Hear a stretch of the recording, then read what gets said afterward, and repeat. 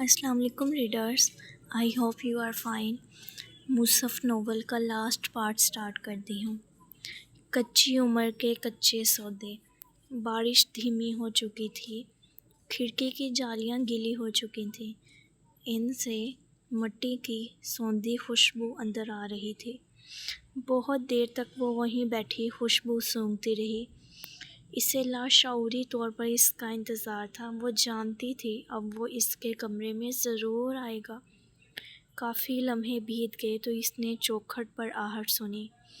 وہ آہستہ سے مڑی۔ ہمایوں تھکا ہارا سا دروازے میں کھڑا تھا۔ یہ وہ دروازہ تھا جو اس نے محمل کی موجودگی میں کبھی پار نہیں کیا تھا۔ یہ وہ چوکھٹ تھی جس پہ وہ کبھی سوالی بن کر نہیں آیا تھا، مگر آج وہ آیا تھا۔ اس کے تھکے تھکے ٹوٹے ٹوٹے قدم آہستہ آہستہ اندر داخل ہوئے تھے۔ محمل ٹوٹی ہوئی آواز میں اس نے پکارا تھا، اور پھر وہ پورے قد سے گھٹنوں کے بل اس کے قدموں میں آن گرا تھا۔ مجھے معاف کر دو محمل۔ اس کی آنکھیں سرخ تھیں اور چہرے پر صدیوں کی تھکان تھی۔ مجھے معاف کر دو، میں بہت دور چلا گیا تھا۔ اس نے تعصب سے ہمایوں کو دیکھا۔ پہلے بھی وہ سب اس سے اس کا سب کچھ چھین کر لے گئے تھے۔ آج بھی وہ مانگ ہی رہے تھے، مانگنے ہی آئے تھے۔ ہر ایک کو اپنے ضمیر کے بوجھ سے نجات چاہیے تھی۔ محمل ابراہیم تو کہیں بھی نہیں تھی۔ میں نے صرف فرشتے کی بات پر، اور آج وہ کہہ رہی ہے کہ تم نے اس سے صرف ایک مسئلہ پوچھا تھا۔ اس نے خود غلط عکس کیا۔ میں نے صرف فرشتے کی وجہ سے کیا۔ کیا آپ نے پہلے زندگی کے سارے فیصلے فرشتے کے دماغ سے کیے تھے اے ایس پی صاحب؟ وہ اسپاٹ لہجے میں بولی تھی۔ آپ چھوٹے بچے تھے جو یہ نہیں جانتے تھے کہ میرے رشتہ دار میرے کھلے دشمن ہیں۔ آپ ان پڑھ جاہل تھے جو یہ نہیں سمجھ سکتے تھے کہ ایسے محمل۔ یقین کرو میں ایک منٹ اے ایس پی صاحب، میں نے کئی مہینے صرف آپ کی سنی ہے، آج آپ میری سنیں گے۔ آپ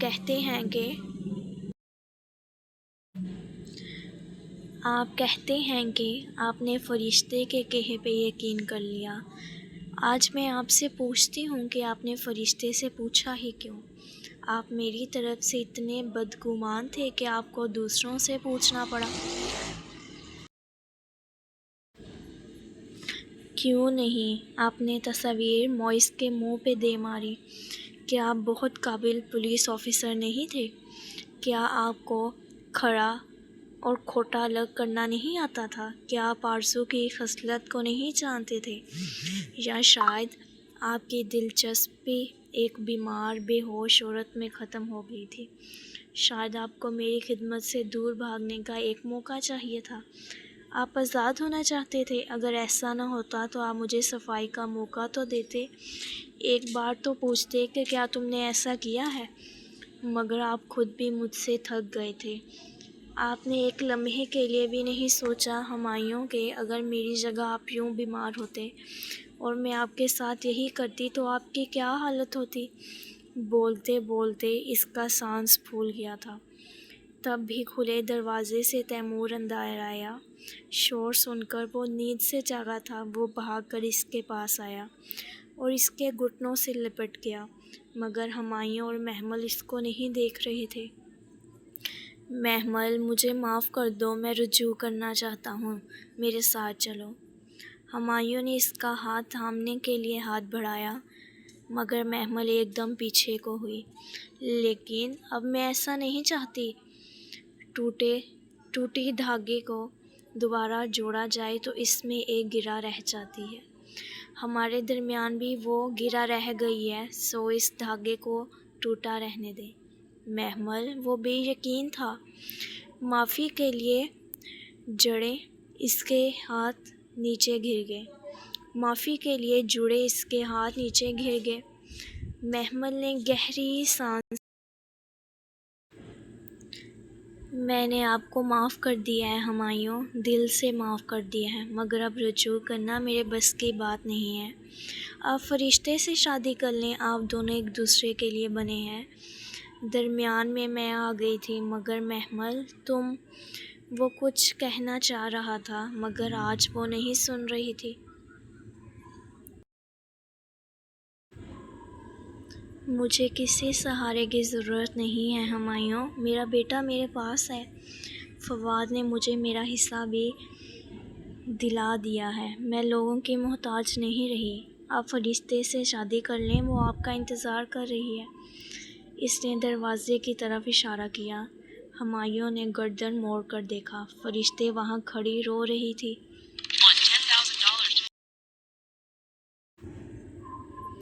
ہمایوں کو گردن موڑتے دیکھ کر وہ منہ پہ ہاتھ رکھے باہر کو بھاگی تھی۔ آپ اس کا اور امتحان نہ لیں، اس سے شادی کر لیں، میں تیمور ایک دوسرے کو بہت ہیں۔ ہمارا تیسرا اللہ ہے، آپ ہمیں جانے دیں، اب ہمارا ساتھ ناممکن ہے۔ وہ بھیگی آنکھوں سے اسے دیکھتا رہا تھا۔ میں نے تمہاری قدر نہیں کی محمل، وہ نفی میں سر ہلاتے ہوئے اٹھا اور شکستہ قدموں سے باہر کی جانب بڑھ گیا۔ دروازہ بند کر کے جائیے گا۔ اس کے الفاظ پہ وہ ذرا دیر کو رکا مگر پلٹا نہیں، اب شاید وہ پلٹنے کی ہمت خود میں نہیں پاتا تھا۔ بہت آہستہ سے وہ باہر نکلا اور کمرے کا دروازہ بند کیا۔ وہ محمل کی زندگی سے جا چکا تھا۔ فرشتے کہتی تھی کہ اس نے سنا نہیں جب وہ برسوں پہلے اس ہسپتال میں کچھ بتانا چاہتی تھی، حالانکہ وہ منظر تو اسے آج بھی یاد تھا، وہ جو نرس کے پکارنے پہ اٹھی تھی۔ وہ ہمیشہ سے جانتی تھی کہ فرشتے ہمایوں کو پسند کرتی ہے، مگر جب فرشتے نے خود اپنے رویے سے یقین دلایا تو وہ بھی بظاہر خود کو مطمئن کرنے لگی کہ بھلا فرشتے ایسے جذبات کیوں رکھے گی، مگر دور اندر وہ ہمیشہ سے جانتی تھی اگر آرزو کو درمیان میں نہ دیکھا ہوتا تو وہ کبھی اس غلط فہمی کا شکار نہیں ہوتی کہ ہمایوں کس سے شادی کر رہا ہے۔ ہاں، وہ جانتی تھی کہ فرشتے کیوں ان کی شادی کے بعد باہر چلی گئی تھی، وہ سب جانتی تھی، یہ بھی کہ اب وہ معذور ہو گئی تھی، ایک بے کشش عورت بن گئی تھی۔ ہمایوں نادم ہو کر پلٹا تو تھا مگر تھا تو مرد ہی، کب تک اس سے بندھا رہتا۔ جاکانوں کا اتنا کچا تھا کہ اس فون کال میں ایک انگوٹھی کا ذکر اس کی سمجھ میں آیا اور اس کی مسلسل فواد بھائی کی تکرار میں بھائی کا لفظ سمجھ میں نہیں آیا۔ وہ کب تک اس کا رہتا، ایک نہ ایک دن وہ پھر کسی دوسری عورت کی طرف چلا جاتا، تب بھی وہ اکیلی رہ جاتی، مگر تب وہ شاید برداشت نہ کر پاتی۔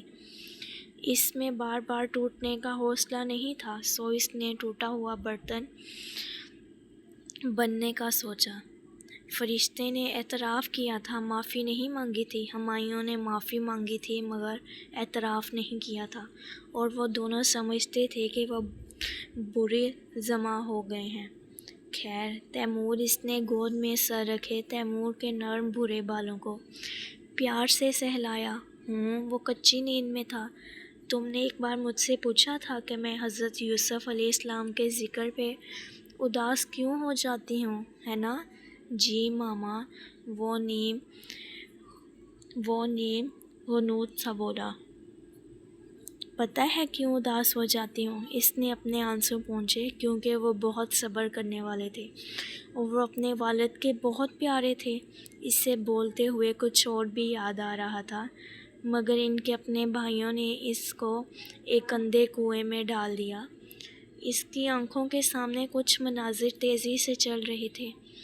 پھر ان کو درہم کے عوض بیچا گیا، اس پہ بہتان لگایا گیا، ان کو برسوں قید میں رکھا گیا، اور پھر ایک دن آیا جب وہ اسی مصر کے فنانس منسٹر بنے جس میں کبھی ان کو بیچا گیا تھا۔ ان کو اپنا بچھڑا ہوا بھائی مل گیا، اور وہ جنہوں نے ان پہ تہمتیں لگائی تھیں، اور وہ جنہوں نے ان کو ان کے گھر سے بے دخل کیا تھا۔ وہ ان کے پاس معافی مانگنے آئے، مگر اس ہستی نے کچھ نہیں جتایا، کچھ نہیں گنوایا، سب معاف کر دیا۔ میں اس لیے اداس ہوتی ہوں تیمور کہ میں صبر کے اس مقام تک کبھی نہیں پہنچ سکی۔ کیا تم سن رہے ہو؟ اس نے چند لمحے اس کے جواب کا انتظار کیا اور پھر جھک کر اس کے بالوں کو چوما۔ تیمور گہری نیند سو چکا تھا۔ ٹی وی لاؤنج کی مرکزی دیوار پر بڑی سی پلازما اسکرین لگی تھی۔ اس پر ایک خوبصورت منظر پوری آب و تاب سے چمک رہا تھا۔ روشنیوں سے منور ایک بڑا سا ہال، ہزاروں لوگوں کا مجمع۔ اسٹیج پہ بیٹھی نامور دینی شخصیت اور روٹرم پہ کھڑا وہ شخص جو لیکچر دے رہا تھا۔ ٹی وی کے سامنے صوفے پہ بیٹھے ہمایوں داؤد نے ریموٹ اٹھا کر اونچی آواز کی۔ والیوم کے بڑھتے نقطے اسکرین پہ موجود شخص کے کوٹ پہ نمودار ہوئے تھے۔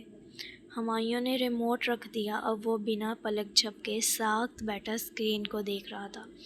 یہ فیصلہ آج نہیں ہوا تھا، بلکہ 20ویں صدی کے اوائل میں ہی ہو گیا تھا کہ قرآن صرف عربی کا قرآن ہے، اس کے تراجم قرآن نہیں ہیں۔ وہ روشن چہرے والا شخص اپنے خوبصورت انگریزی لب و لہجے میں کہہ رہا تھا۔ وہ 3 پیس سوٹ میں ملبوس تھا، چہرے پہ نفاست سے تراشدہ داڑھی تھی اور سر پہ سفید جالی دار ٹوپی۔ اس کی آنکھیں بہت خوبصورت تھیں، کان سے بوری چمکتی ہوئی، اور مسکراہٹ بہت دل فریب تھی۔ کچھ تھا اس کی مصور کن شخصیت میں کہ ہزاروں لوگوں سے بھرے حال میں سناٹا تھا۔ سب سانس روکے اس کی بات سن رہے تھے۔ آج کے دور کا مسلم جب قرآن کھولتا ہے تو کہتا ہے کہ اس میں وہ انداز کلام نظر نہیں آ رہا جسے وہ بچپن سے سنتا ہے، وہ انداز کلام جسے سنتے ہی عرب کے لوگ لاجواب ہو جاتے تھے، سجدے میں گر جاتے تھے، فوراً ایمان لے آتے تھے۔ آخر کیا وجہ ہے کہ اس قرآن کا لاکھ انکار کرنے کے باوجود ابو جہل بن ہشام جیسے لوگ بھی چھپ چھپ کر اسے سننے آتے تھے؟ اور کیا وجہ ہے کہ ہمیں اس میں وہ بات نظر نہیں آتی جو ان عربیوں کو نظر آتی تھی؟ ہمیں کیوں یہ صرف قصوں کا مجموعہ لگتا ہے جن کے درمیان چند نصیحتیں اور نماز روزے کے احکام؟ ہمایوں نے ریموٹ اٹھا کر دوبارہ آواز اونچی کی اور پھر مضطرب انداز میں واپس رکھ دیا۔ کیا آپ نے ڈاکٹر مویس بقائی کا واقعہ سنا ہے؟ اس نے لمحے بھر کو توقف کیا اور پورے حال پہ نگاہ دوڑائی۔ سب دم سادے اس کو سن رہے تھے۔ ڈاکٹر موریس بقائی ایک فرینچ ڈاکٹر تھے۔ وہ اپنے پاس آنے والے ہر مسلمان مریض سے کہتے تھے کہ قرآن حق نہیں ہے بلکہ ایک من گھڑت کتاب ہے۔ مریض بیچارے آگے سے خاموش ہو جاتے۔ پھر ایک دفعہ جب شاہ فیصل ان کے پاس زیر علاج تھے، انہوں نے یہی بات شاہ فیصل کو کہی۔ انہوں نے یہی بات شاہ فیصل سے کہی تو انہوں نے پوچھا، کیا تم نے قرآن پڑھا ہے؟ اس نے کہا ہاں۔ تو شاہ فیصل نے کہا کہ تم نے صرف قرآن کا ترجمہ پڑھا کیونکہ قرآن صرف عربی میں ہے۔ ڈاکٹر بقائی نے اس کے بعد 2 سال لگا کر عربی سیکھی اور پھر جب انہوں نے اصل قرآن پڑھا تو وہ فوراً مسلمان ہو گئے۔ بات دراصل یہ ہے کہ ہم میں سے اکثر لوگوں نے قرآن نہیں پڑھا ہوتا۔ جو عربی ہم پڑھتے ہیں اس کا لٹرل ورڈ میننگ ہمیں نہیں آتا ہوتا، اور اس کا جو اردو ترجمہ ہم پڑھتے ہیں وہ اللہ نے نہیں اتارا ہوتا۔ کسی حد تک یہ تراجم اثر کرتے ہیں، لیکن اگر کوئی قرآن کا اصل جاننا چاہتا ہے تو اسے چاہیے کہ عربی کا قرآن پڑھے۔ ہمایوں کے صوفے کے پیچھے جانب آہستہ سے فرشتے آ کھڑی ہوئی تھی۔ وہ نہ پلک جھپکے اسکرین کو دیکھ رہی تھی۔ اب اس کے 2 طریقے ہیں، یا تو آپ پوری عربی سیکھیں یا آپ صرف قرآن کی عربی سیکھیں، اور صرف قرآن کی عربی سیکھ کر بھی آپ بالکل درست طور پر اصل قرآن سمجھ سکتے ہیں۔ Any question? اس نے رک کر ہال پر نظر دوڑائی۔ اسٹیج کے سامنے لگے مائک کے قریب کھڑی ایک پاکستانی لڑکی فوراً آگے بڑھی اور مائک تھاما۔ السلام علیکم ڈاکٹر تیمور۔ وعلیکم السلام۔